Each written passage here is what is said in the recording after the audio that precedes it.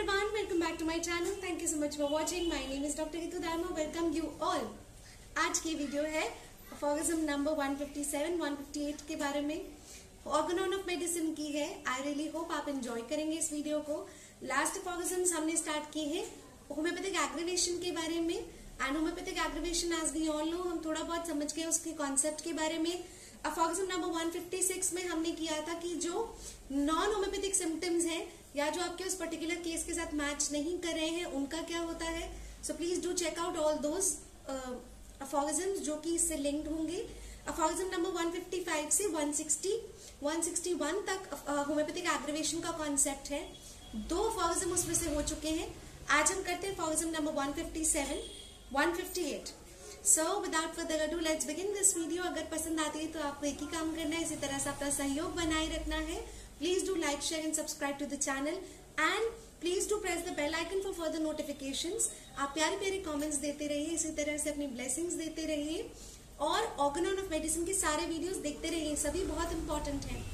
फॉर्गजम number 157 शुरू करते हैं. इसमें डॉक्टर हैनेमैन हमें क्या बता रहे हैं. But though it is certain that a homoeopathically selected remedy does, लेकिन ये बिल्कुल सर्टेन है, दिस इज वेरी श्योर कि होम्योपैथिकली सिलेक्टेड रेमेडीज जो होती हैं does by reason of its appropriateness and minuteness of the dose, अपनी बहुत ज्यादा सिमिलैरिटी की वजह से, बेस्ट सिलेक्शन की वजह से और माइन्यूट डोजेस की वजह से gently remove and annihilate the acute disease analogous to it.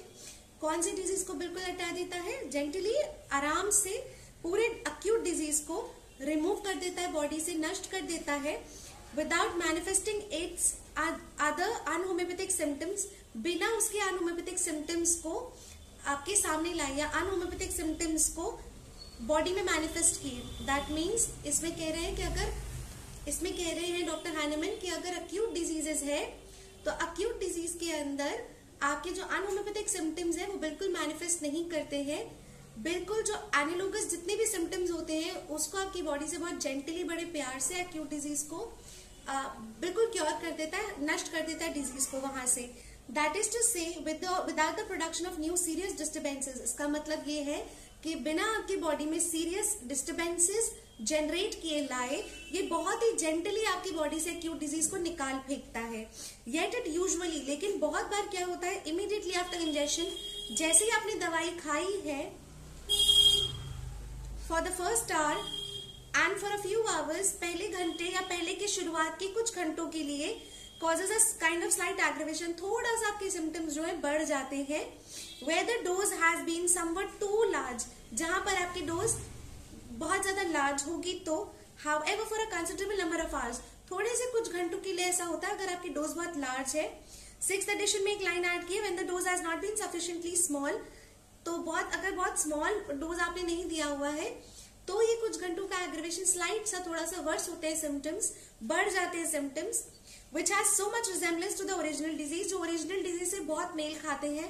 That mean जो नेचुरल डिजीज आपका था, मान लीजिए आपके गले में दर्द है, बहुत ज्यादा कांटे से चुभ रहे हैं और आपकी बहुत एप्रोप्रिएट मेडिसिन सिलेक्ट करके आपके डॉक्टर ने दी है, और अगर वो बहुत माइन्यूट डोज में नहीं होगी, अगर वो थोड़ा लोअर साइड पे होगी पोटेंसी, या थोड़ा सा रॉ मटेरियल उसका मेडिसिन का ज्यादा होगा, तो स्लाइट एग्रीवेशन, थोड़ा सा आपका जो गले का दर्द है, जो सेंसेशन होगा कांटे से चुभने वाला है, जो भी सेंसेशन है वो थोड़ा सा वर्स हो जाएगा कुछ घंटों के लिए, शुरुआती कुछ समय के लिए.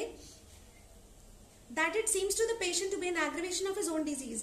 तो इसी वजह से पेशेंट को ऐसा लगता है उसका जो गले का दर्द है वो तो बढ़ गया, अरे बाप रे ये तो दर्द बढ़ गया है, नाउ मेगा सिम्टम और नेचुरल डिजीज वर्स हो गया ये दवाई खाने के बाद. But it is not the natural disease, it is basically the slight aggravation which is basically the homeopathic aggravation or the medicinal aggravation. But it is in reality, ये reality में क्या होता है, nothing more than an extremely similar, एक extremely similar medicinal disease से ज्यादा बढ़ के कुछ नहीं होता. So this is basically somewhat exceeding in strength the original affection. वो आपके ओरिजिनल नेचुरल डिजीज को थोड़ी देर के लिए उसकी स्ट्रेंथ बढ़ाता है, लेकिन आप अगर थोड़ा पेशेंस रखेंगे अक्यूट डिजीज में तो आप देखेंगे कि आपका जो डिजीज है वो कुछ घंटों बाद बहुत आपको रिलीफ मिल जाएगा और बॉडी में 1 to 2 डेज के अंदर वो वहां से चला जाता है. Aphorism number 158 says this slight homoeopathic aggravation, ये जो थोड़ा सा homoeopathic symptoms, that means the medicinal symptoms जो थोड़े से बढ़ते हैं, इसे हम होम्योपैथिक एग्रीवेशन कहते हैं. ड्यूरिंग द फर्स्ट आवर्स, शुरुआती कुछ घंटों के लिए, a very good prognostic that the acute disease will most probably yield to the first dose.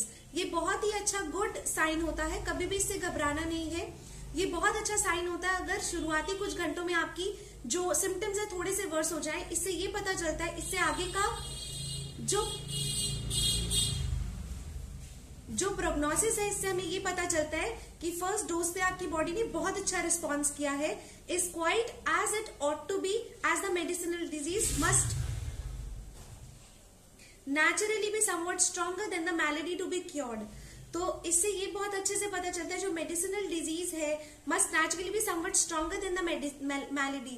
तो हम इसे ये समझते हैं और हमें पता भी है कि जो हमारे शरीर में हमने मेडिसिन डाला है वो आपके नेचुरल डिजीज से ज्यादा पावरफुल है। तो वो ज्यादा पावरफुल होता है ताकि वो आपके नेचुरल डिजीज को वहां से हटा सके, और जस्ट क्योंकि वो आपके नेचुरल डिजीज को रिमूव कर रहा है, annihilate कर रहा है, बॉडी से हटा रहा है, another one similar to it only when it is stronger than the latter। तो ये क्योंकि नेचुरल डिजीज को उस जगह से हटा रहा है, तो उस आप समझ लीजिए उस जद्दोजहद में या उस ओवरकमिंग के प्रोसेस में, उस नेचुरल डिजीज की साइट को लेने में या नेचुरल डिजीज को वहां से हटाने में जो स्ट्रेंथ आपके मेडिसिन का लग रहा है, उसकी वजह से थोड़ी देर का एग्रेवेशन होता है, which is a good sign. So never ever, अगर आपको 1-2 घंटे में सिम्टम्स बढ़े तो एकदम से कोई मेडिसिन चेंज बिल्कुल नहीं करनी है, जस्ट वेट एंड वॉच। इसके लिए कि आगे कैसे कैसे सिम्टम्स होते हैं तो क्या करना चाहिए, इसका मतलब क्या होता है, वो डॉक्टर केंट ने हमें अपने 12 ऑब्जर्वेशंस में बहुत अच्छे से बताया है। आई बटन में आपको लिंक कर दूंगी उस वीडियो के बारे में, केंट 12 ऑब्जर्वेशंस की, जो जरूर देखिएगा। आगे का प्लान ऑफ ट्रीटमेंट आपको किस तरह से देखना है, क्या प्लान करना है, आप सही डायरेक्शन में जा रहे हैं, गलत डायरेक्शन में जा रहे हैं, सब कुछ आपको केंट 12 ऑब्जर्वेशन से पता चलता है। So this is all aphorism number 157, 158। Next video में हम चलेंगे आगे के अफॉर्गिज्म्स की तरफ और कंप्लीट करेंगे हमारे कॉन्सेप्ट को of homeopathic aggravation. Please stay tuned, take care, bye bye.